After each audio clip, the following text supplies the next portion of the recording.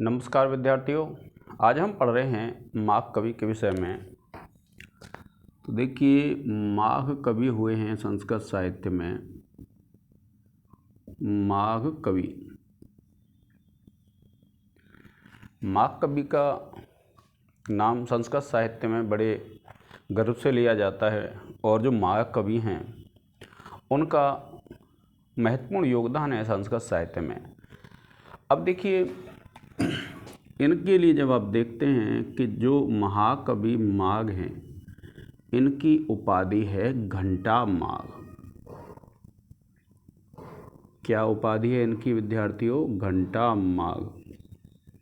क्योंकि यह जो हमारा महाकाव्य है, कौन सा महाकाव्य? शिशुपाल वधम। तो शिशुपाल वधम जो महाकाव्य है, उसके चतुर्थ सर्ग में जो सूर्य और चंद्रमा का, उदित होते हुए सूर्य और अस्त होते हुए चंद्रमा का इस तरीके से वर्णन किया है जिस प्रकार से हाथी के गले में लटके हुए 2 घंटे हों। तो इसलिए जो समालोचक समुदाय था उसने क्या किया, माघ के लिए विद्यार्थियों नाम रख दिया घंटा माघ। अर्थात जो माघ कवि हैं उनका नाम क्या हो गया? घंटा हो गया। तो देखिए, इस प्रकार से क्या है, समालोचक जो समुदाय था उन्होंने इनका नाम क्या रख दिया? घंटा माघ। अब इनका जो महाकाव्य है शिशुपाल वध, उसमें इन्होंने जो वर्णन है तो इनके बारे में जो कहा जाता है, देखिए, माघे सन्ति त्रयो गुणाः। क्या कहते हैं? माघे सन्ति त्रयो गुणाः।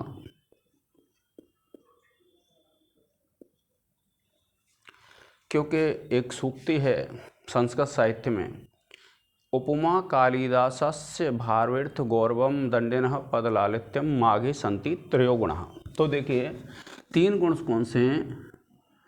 का उपमा,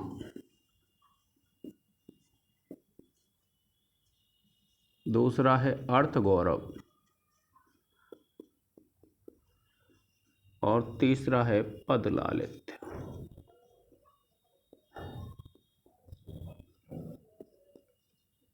ये तीनों गुण पाए जाते हैं किसमें? माघ कवि में। जब आप पढ़ेंगे तो ये जो माघ कवि हैं इनमें ये तीनों गुण पाए जाते हैं विद्यार्थियों। अब देखिए, बात होती है इनके पिता का क्या नाम है।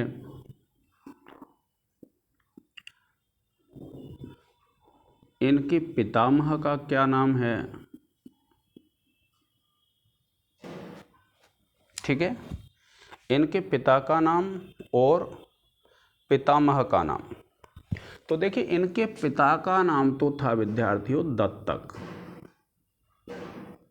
क्या था? दत्तक। ये बड़े दानशील स्वभाव के थे, दान आदि ज़्यादा करते थे, इसलिए इनको उपाधि मिल गई सर्वाश्रय की। क्या उपाधि मिल गई? सर्वाश्रय। तो इसलिए इनके पिता का नाम हो गया दत्तक सर्वाश्रय।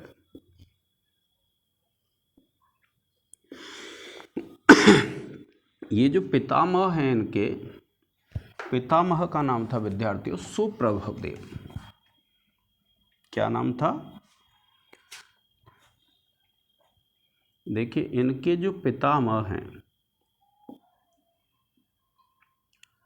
उनका नाम है सुप्रभदेव।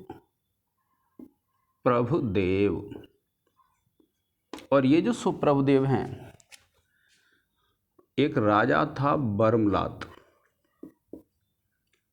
इस बर्मलात राजा के मंत्री थे।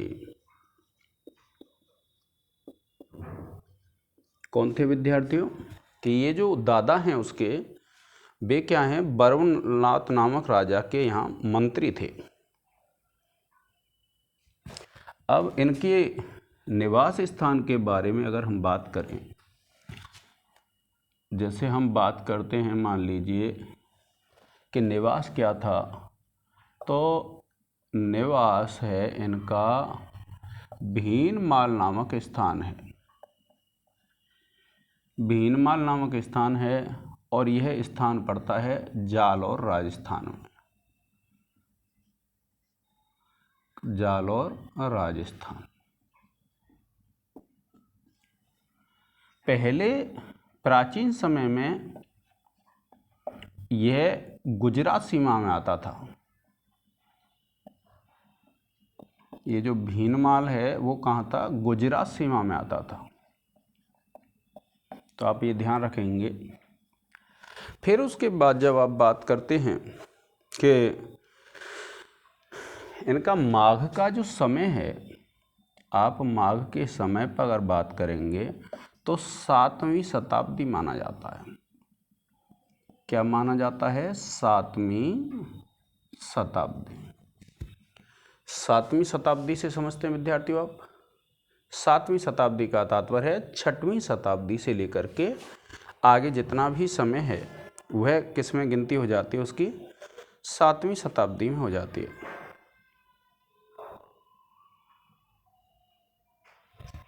अब देखिए, ये जो राजा वर्मलाद था,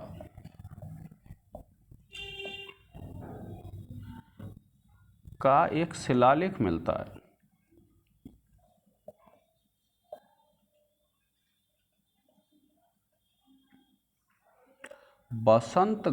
बसंतगढ़ नामक स्थान पर, और इसका जो समय है 625 ईस्वी है। कितना है विद्यार्थियों? 625 ईस्वी। तो इससे यह अनुमान लगाया जाता है कि यह जो माघ है, माघ का समय भी क्या रहा होगा? 625 ईस्वी की लगभग रहा होगा। अब देखिए, यह जो माघ हैं वह अलंकृत काव्य शैली है इनकी। अगर कोई बात करता है तो इनकी जो काव्य शैली है वो कैसी है? अलंकृत है।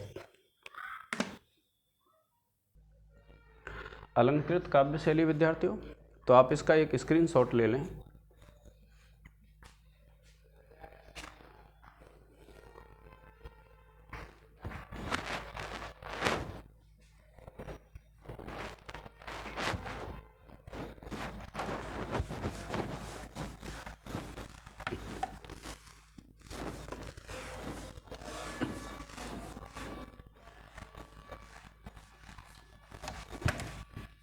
अब देखिए, जो माघ कवि हैं उसके बारे में कुछ सूक्तियाँ प्रचलित हैं।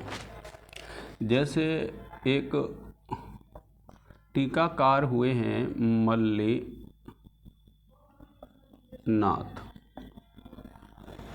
ठीक है। तो इन्होंने एक बात कही है, मेघे माघे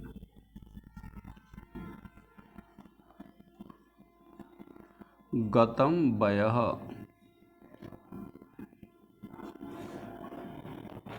इसका अर्थ है विद्यार्थियों कि मेघ दूत को पढ़ने में और माघ कवि को पढ़ने में व्यक्ति की उम्र व्यतीत हो जाती है, तो इसलिए कहा मेघे माघे गतम वयः।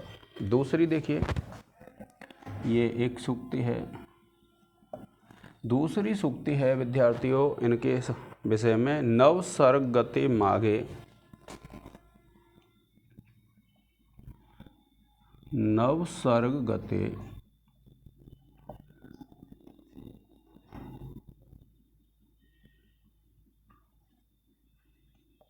माघे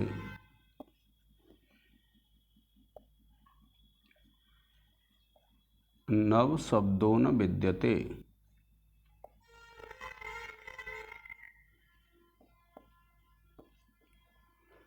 इसका अर्थ ये है कि आपने देखा होगा जो हमारा महाकाव्य है, कौन सा महाकाव्य? शिशुपाल वधम। तो शिशुपाल वधम है वह नवसर्ग गते। नवसर्ग गते का तात्पर्य होता है उस शिशुपाल वधम के अगर हम 9 सर्ग पढ़ लेते हैं तो माघ कवि का जो शिशुपाल वधम है उसमें अगर हम 9 सर्ग पढ़ लेते हैं तो नव शब्दों न विद्यते, यानी जो संपूर्ण संस्कृत साहित्य है उसमें कोई भी नया शब्द विद्यमान नहीं है। अर्थात जो माघ कवि हैं, माघ कवि ने जो वर्णन किया था, किसका वर्णन किया है माघ कवि ने? शिशुपाल वधम में। तो 9 सर्ग अगर हम पढ़ लेते हैं तो संपूर्ण संस्कृत साहित्य के कोश का कोई भी शब्द शेष नहीं रह जाता है। अर्थात माघ ने क्या है, सभी शब्दों का वर्णन कर दिया, किसमें? 9 सर्गों में ही। फिर उसके बाद है देखिए कि तावद भा भारवेर भाति, तावद भा भारवेर भाति, तावद भा भारवेर भाति यावन माघस्य नोदयः, यावन माघस्य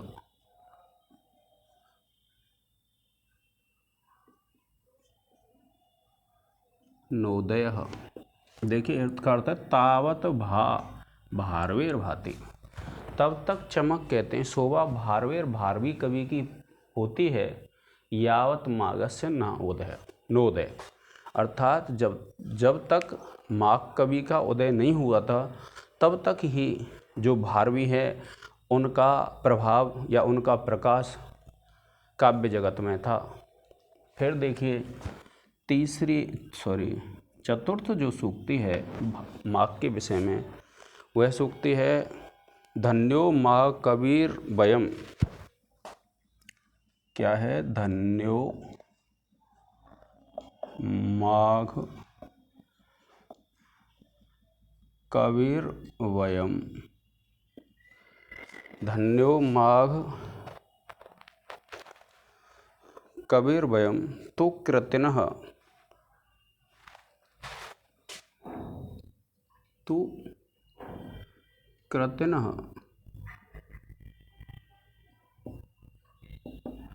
वयम तो कृतिनः तत्सूक्ति संसेवनात्, तत्सूक्ति संसेवनात्।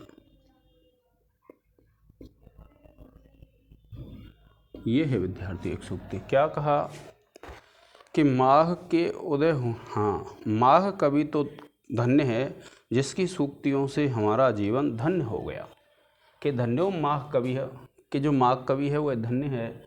वयम तो कृतना तत्सूक्ति संसेवनात्, कि जो हम उसकी सूक्तियों के सेवन से क्या है, कृति हो गए, तो जो माघ कवि है वह धन्य है।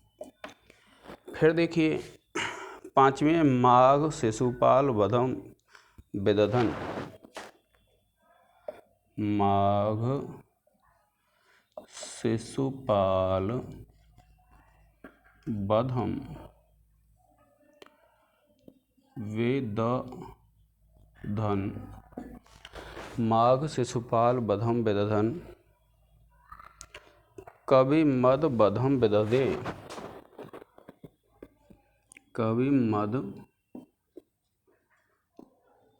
वधम विदधे। इसका अर्थ है विद्यार्थियों कि माघ के शिशुपाल वध को धारण करते ही कवि मद वधम विदधे, कि कवियों का जो मद था उसका वध हो गया। अर्थात जो कवि अपने काव्यों पर अभिमान करते थे, गर्व करते थे, तो उनके काव्यों का जो गर्व है वह समाप्त हो गया। कब? जब माघ कवि ने क्या है, शिशुपाल वधम को लिखा।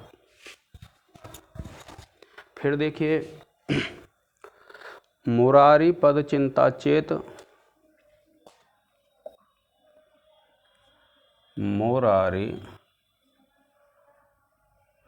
पद चिंता चेत, मुरारी पद चिंता चेत तदा माघे रतिम कुरु, तदा माघे रतिम कुरु। क्या कहा है देखिए कि मुरारी के पद में अगर चिंता है, अर्थात भगवान विष्णु की आप भक्ति करना चाहते हैं, मुरारी की भक्ति करना चाहते हैं, तदा माघे रतिम कुरु, तो माघ कवि को पढ़ना चाहिए। क्यों? क्योंकि जो भगवान विष्णु हैं उनका पर्याप्त वर्णन मिलता है किसमें? माघ कवि में। और फिर देखिए, तावत भा भारवेर भाति, या ये हो गया, उदिते च माघे भारवे भारवे रे। तो इसका एक स्क्रीनशॉट ले लें विद्यार्थियों। जो माघ कवि हैं उनका जो सामान्य परिचय है, क्योंकि हमारे संस्कृत साहित्य का सामान्य परिचय आता है और कई बार यह प्रश्न पूछा गया, क्योंकि माघ कवि संस्कृत साहित्य में अत्यंत महत्वपूर्ण है, क्योंकि इनका जो जन्म स्थान है वह क्या है? राजस्थान है। और राजस्थान की जो आरपीएससी की परीक्षा हुई हैं, अनेक बार उनमें यह पूछा गया है कि यह कहाँ के निवासी, और उत्तर होता है राजस्थान। भीन, माल, जालौर, राजस्थान, कुछ भी आ जाए, आपको ध्यान रखना है राजस्थान। क्यों? क्योंकि यह कवि राजस्थान के मूल निवासी थे और इसलिए इस कवि के ऊपर अनेक प्रश्न पूछे जाते हैं।